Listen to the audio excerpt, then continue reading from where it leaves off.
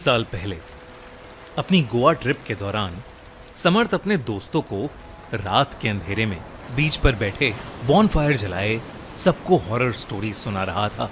तब उसके एक दोस्त ने उसे एक चैलेंज दिया, गोवा के सबसे हॉन्टेड माने जाने वाले घर के अंदर अकेले जाकर उसकी फोटो खींचने का चैलेंज।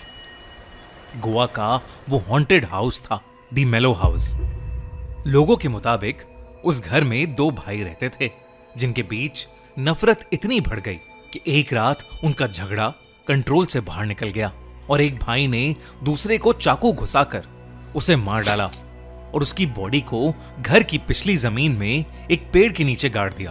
कहते हैं कुछ समय बाद दूसरे भाई की भी मौत हो गई। लोग मानते हैं कि जिस भाई की मौत उस घर में इतनी बेरहमी से हुई थी, उसकी भटकती हुई आत्मा ने ही अपने भाई से अपना भयानक बदला लिया था। कुछ लोग ये भी कहते हैं कि उन दोनों का झगड़ा कभी खत्म ही नहीं हुआ और उनकी आत्माएं अभी भी वहीं कैद हैं। पर 19 साल का समर्थ ये कहानी सुनकर और एक्साइटेड हो गया। उसने हंसते हुए अपने दोस्त का चैलेंज एक्सेप्ट तो कर लिया, लेकिन उसे बिल्कुल अंदाजा नहीं था कि वो एक ऐसी खौफनाक जगह पर जा रहा है जहां मौत उसका इंतजार कर रही है। समर्थ अपनी स्कूटी लेकर अकेला उस घर के रास्ते पर निकल गया। जैसे ही घर पास आने वाला था, उसे महसूस हुआ कि आसपास का माहौल धीरे धीरे बदल रहा है। हवा बेहद ठंडी हो रही है और पास का जंगल एक अजीब सी खामोशी से भर गया है। समर्थ को अजीब सी बेचैनी महसूस हो रही थी। कुछ देर बाद वो गोवा के सबसे हॉन्टेड घर के सामने खड़ा था, दी मेलो हाउस।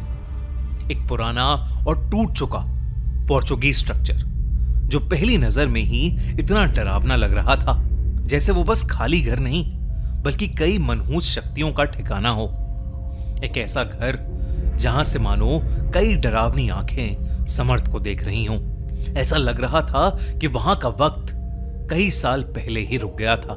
घर के ऊपर एक झुकता हुआ पेड़ और भी ज्यादा डरावना लग रहा था, जिसके तने पर अजीब से खरोचों के निशान थे, मानो किसी ने उसे नाखूनों से कुरेदा हो और उसकी जड़ें दीवार के अंदर घुसकर घर को तोड़ रही थीं। उसे देखकर ऐसा लग रहा था कि न जाने वो घर कितनी जाने निगल गया होगा। समर्थ धीरे से गेट क्रॉस करके घर के अंदर गया और उस मोमेंट पर उसने महसूस किया कि एक अजीब सा भारीपन उसके सीने पर बैठ गया है और उसे अब सांस लेने के लिए भी एफर्ट करना पड़ रहा है। उसे वहां किसी चीज के सड़ने की बहुत बुरी स्मेल आ रही थी, जैसे कोई जानवर अंदर मरा पड़ा हो। हॉल की दीवारों पर अजीब सी कार्टून्स बनी थीं। उनके चेहरे बिगड़े हुए लग रहे थे और आंखों की जगह काले धब्बे थे। ऐसा लग रहा था कि घर के सारे कार्टून्स जैसे समर्थ को ही देख रहे हैं। समर्थ ने जैसे ही अपने मोबाइल का सेल्फी कैमरा ऑन किया, वो घबरा उठा। उसे कैमरे में दो परछाई बिल्कुल अपने पीछे दिखी, जैसे कोई उसके बिल्कुल पीछे खड़ा हो। उसने तुरंत मुड़कर देखा, लेकिन वहां कोई नहीं था। सिर्फ एक लंबा कॉरिडोर था जिसका अंत अंधेरे में खुल रहा था। तभी उसने एक जोर के गुर्राने की आवाज सुनी, फिर एक और भयानक चिल्लाने की आवाज आई और उसके तुरंत बाद एक दर्दनाक चीख और फिर अचानक दो आदमियों की आवाज सुनाई देने लगी जो एक दूसरे पर चिल्लाते हुए लड़ रहे थे।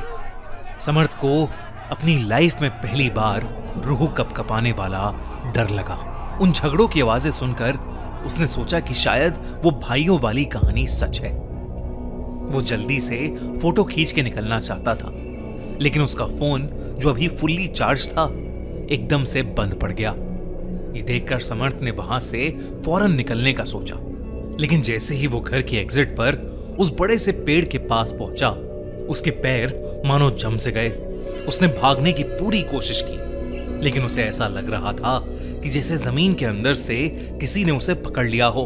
उसने धीरे से नीचे देखा और उसका खून जम गया।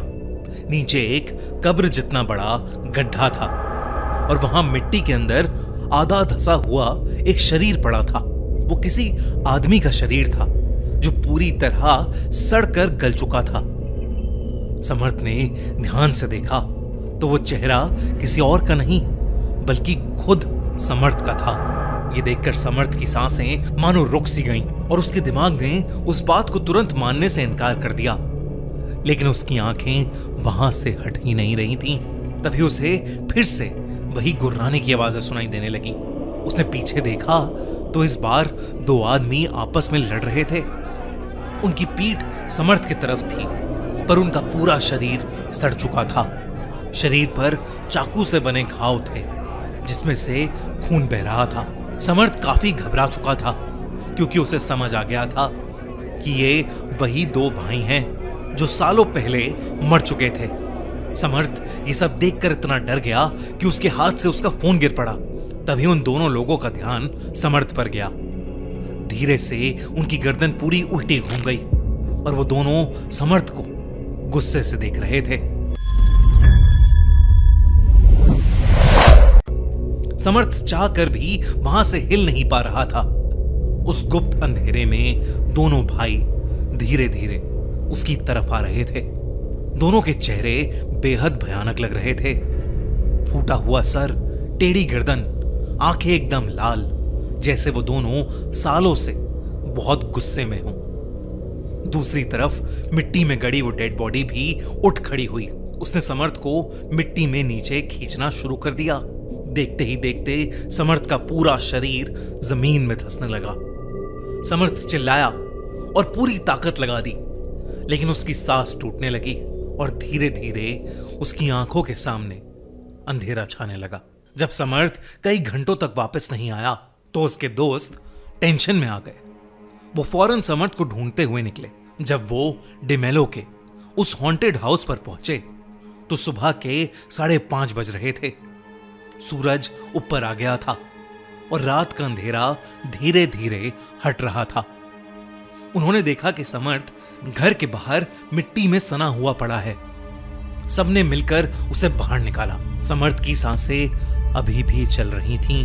कुछ देर बाद जब समर्थ की आंखें खुली तो वो अपने दोस्तों से घिरा हुआ था। उसने पानी पिया और वो अब होश में आ चुका था। उसे यकीन ही नहीं हो रहा था कि वो जिंदा है। उसने पूरा किस्सा अपने दोस्तों को बताया, लेकिन किसी को भी उसकी बातों पर विश्वास नहीं हुआ। उन्हें लगा कि ये सब समर्थ का वहम है। उस घर से निकलते समय जब समर्थ ने फाइनली पीछे मुड़कर देखा तो इस बार उसे क्लियरली दिखाई दिया कि उस घर की विंडो से वही दो भाई सीधे उसकी तरफ ही देख रहे हैं। समर्थ उसी दिन गोवा छोड़कर चला गया, लेकिन वो आज भी उस भयानक मंजर से कभी उभर नहीं पाया है। आपको क्या लगता है, गोवा का डिमेलो हाउस क्या सच में हॉन्टेड है? अगर आप ऐसी कोई हॉन्टेड जगह के बारे में जानते हैं तो हमें